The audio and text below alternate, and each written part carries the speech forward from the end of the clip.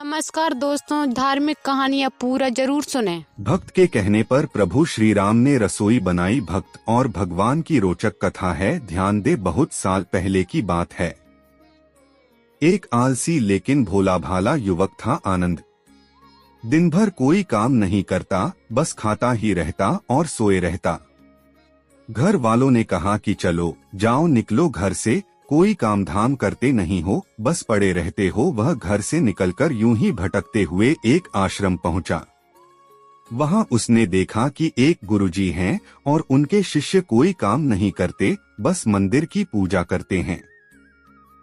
उसने मन में सोचा कि यह बढ़िया है, कोई काम धाम नहीं, बस पूजा ही तो करना है। गुरुजी के पास जाकर पूछा, क्या मैं यहाँ रह सकता हूँ? गुरुजी बोले, हाँ हाँ क्यों नहीं, लेकिन मैं कोई काम नहीं कर सकता हूँ। गुरुजी, कोई काम नहीं करना है, बस पूजा करना होगा। आनंद, ठीक है, वह तो मैं कर लूंगा। अब आनंद महाराज के आश्रम में रहने लगा। ना कोई काम, ना कोई धाम, बस सारा दिन खाते रहो और प्रभु भक्ति में भजन गाते रहो। महीना भर हो गया। फिर एक दिन आई एकादशी। उसने रसोई में जाकर देखा कि खाने की कोई तैयारी नहीं।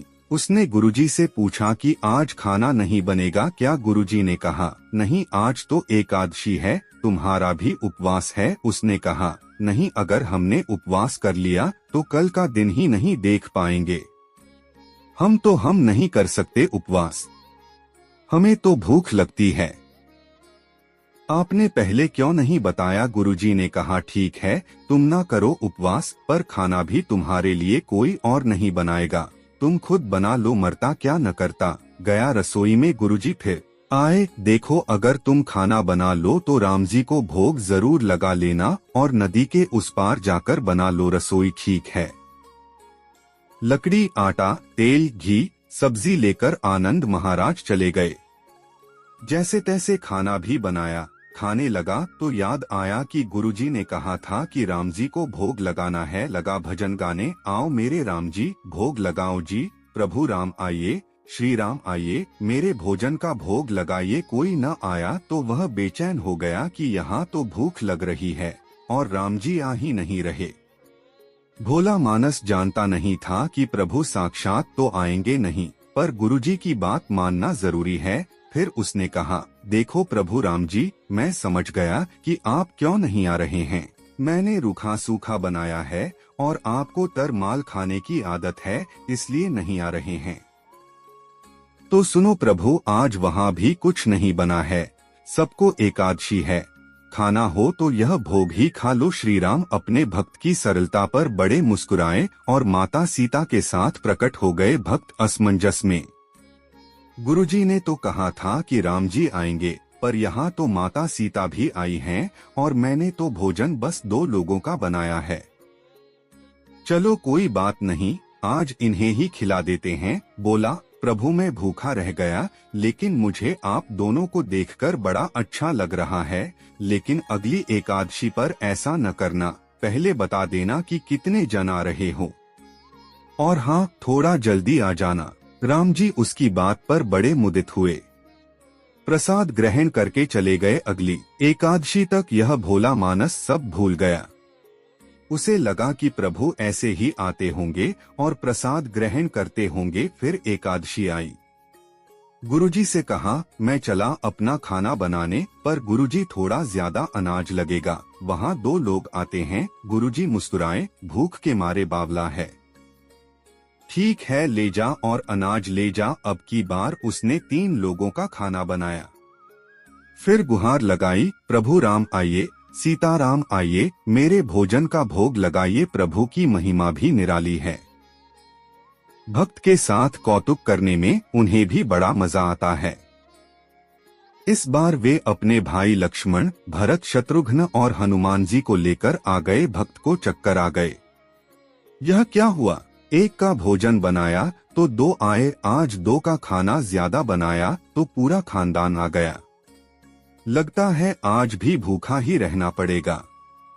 सबको भोजन लगाया और बैठे बैठे देखता रहा।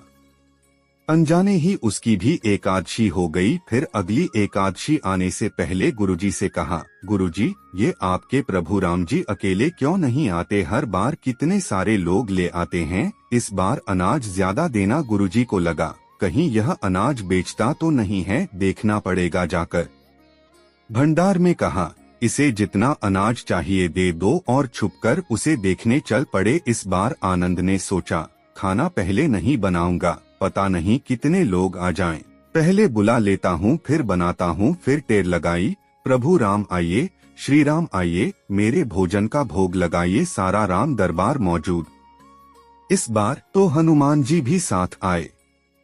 लेकिन यह क्या, प्रसाद तो तैयार ही नहीं है। भक्त ठहरा भोला भाला, बोला, प्रभु इस बार मैंने खाना नहीं बनाया। प्रभु ने पूछा, क्यों? बोला, मुझे मिलेगा तो है नहीं, फिर क्या फायदा बनाने का, आप ही बना लो और खुद ही खा लो। राम जी मुस्कुराए, सीता माता भी गदगद हो गईं। उसके मासूम जवाब से लक्ष्मण जी बोले, क्या करें प्रभु? प्रभु बोले, भक्त की इच्छा है, पूरी तो करनी ही पड़ेगी, चलो लग जाओ काम से। लक्ष्मण जी ने लकड़ी उठाई, माता सीता आटा सानने लगी। भक्त एक तरफ बैठकर देखता रहा। माता सीता रसोई बना रही थी तो कई ऋषि मुनि व यक्षगंधर्व प्रसाद लेने आने लगे। इधर गुरुजी ने देखा कि खाना तो बना नहीं। भक्त एक कोने में बैठा है। पूछा, बेटा क्या बात है, खाना क्यों नहीं बनाया? बोला, अच्छा किया गुरुजी आप आ गए, देखिए कितने लोग आते हैं प्रभु के साथ। गुरुजी बोले, मुझे तो कुछ नहीं दिख रहा तुम्हारे और अनाज के सिवा। भक्त ने माथा पकड़ लिया, एक तो इतनी मेहनत करवाते हैं प्रभु, भूखा भी रखते हैं और ऊपर से गुरुजी को दिख भी नहीं रहे, यह और बड़ी मुसीबत है। प्रभु से कहा, आप गुरुजी को क्यों नहीं दिख रहे हैं? प्रभु बोले, मैं उन्हें नहीं दिख सकता। बोला, क्यों? वे तो बड़े पंडित हैं, ज्ञानी हैं, विद्वान हैं, उन्हें तो बहुत कुछ आता है, उनको क्यों नहीं दिखते आप? प्रभु बोले, माना कि उनको सब आता है, पर वे सरल नहीं हैं तुम्हारी तरह, इसलिए उनको नहीं दिख सकता। आनंद ने गुरुजी से कहा, गुरुजी प्रभु कह रहे हैं कि आप सरल नहीं हैं, इसलिए आपको नहीं दिखेंगे। गुरुजी रोने और कहने लगे कि वाकई मैंने सब कुछ पाया, पर सरलता नहीं पा सका तुम्हारी तरह, और प्रभु तो मन की सरलता से ही मिलते हैं। प्रभु प्रकट हो गए और गुरुजी को भी दर्शन दिए। इस तरह एक भक्त के कहने पर प्रभु ने रसोई भी बनाई। दोस्तों, ऐसे धार्मिक कहानियाँ जानने के लिए हमारे YouTube चैनल को लाइक और सब्सक्राइब करना ना भूलें।